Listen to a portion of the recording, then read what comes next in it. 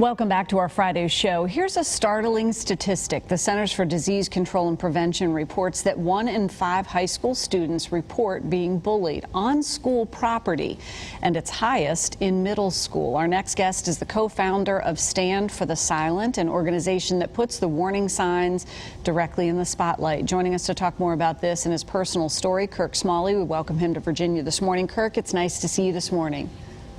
Thanks for having me on, Jessica. Absolutely. We started our conversation as we were previewing what was happening here on the show today, this being one of them. You shared a few crucial signs that folks, that parents or guardians, friends may want to keep on their radar that may suggest your child is being bullied. Could you remind us a few of those this morning, and then we'll talk a little bit more about what to do?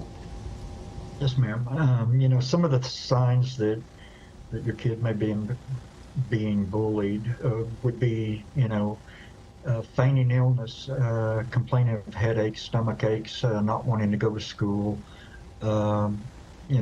changes in their school attendance. They try to avoid recess. They try to avoid lunch, maybe PE, gym.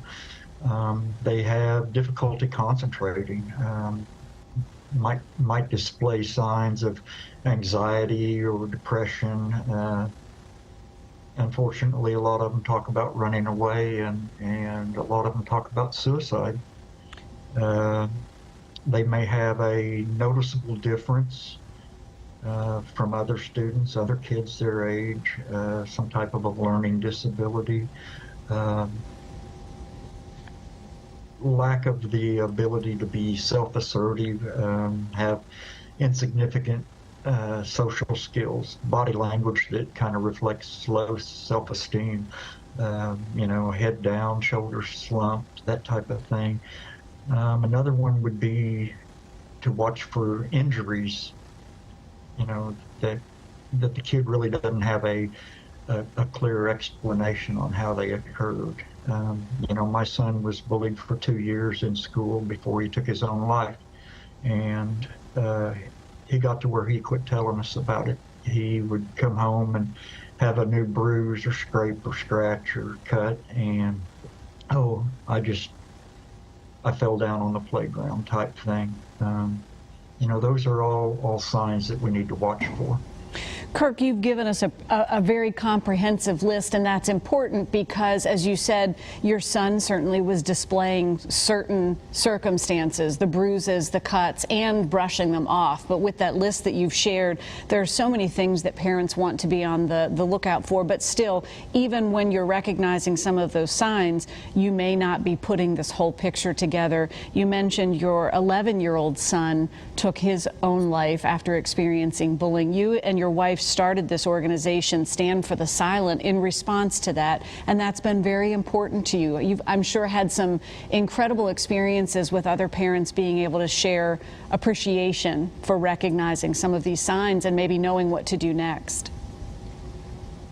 Ma'am, the main thing the main advice I can give parents if they know that their child is being bullied, first and foremost, we have to work with the schools. We all want to protect our children. We all want to go in loaded for bear, and we can't do that. You can't walk into a principal's office or a counselor's office, even though you're angry, and I know you're angry, you're trying to protect your child. I get it. But we have to walk in with the correct attitude. We have to be able to work with the school, and that's the attitude we got to go in with. When we walk in angry and upset and we say, look, you need to do something, the first thing that happens is those people are going to throw up a wall, and they go on the defense, and then we get nowhere. And so it's really critical to go in with the attitude of how can we work together to solve this problem. If the school principal or the school administrators don't give you the help and the results that you need, you can go farther. But we have to take the proper steps in the proper order. You can go to the school board. If that doesn't work and you don't get satisfaction with the school board, then you go, to the state Department of Education. And if that doesn't work, you can go all the way to the federal Department of Education. Those are ways. Another thing that is really good to do is to have resources. You know, don't go in with just questions when you're talking to school administrators. Actually have answers.